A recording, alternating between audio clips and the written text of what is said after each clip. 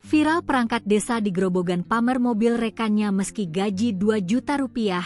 Minta maaf, cuma bercanda. Viral sebuah video di media sosial yang memperlihatkan seorang perangkat desa di Kabupaten Grobogan, Jawa Tengah, pamer pencapaian rekannya yang mampu membeli mobil meski disebutnya bergaji 2 juta rupiah per bulan. Adapun dalam video yang beredar, pria tersebut mengatakan rekannya itu juga berprofesi sebagai perangkat desa sepertinya.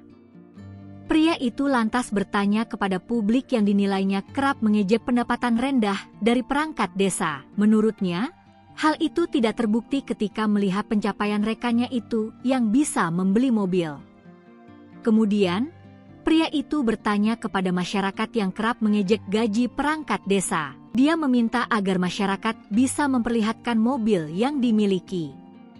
Akibat video itu, banyak warganet yang berkomentar miring.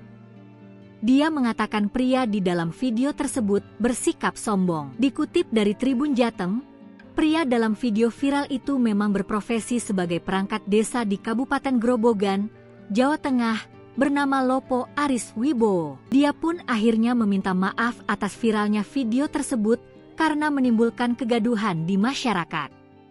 Lopo mengakui bahwa sikapnya itu salah dan diharapkan diberikan maaf oleh masyarakat. Imbas viralnya video itu, Lopo mengaku sudah dimintai klarifikasi oleh pihak pemerintah desa, Pemdes.